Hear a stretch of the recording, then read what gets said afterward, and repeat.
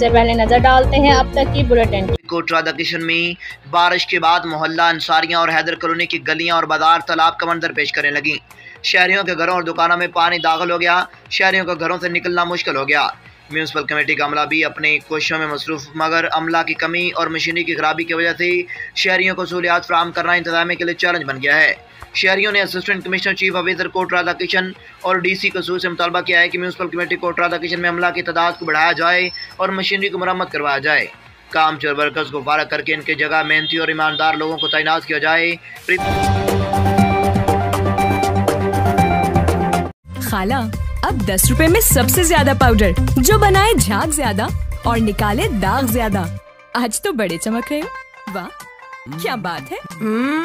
bonus की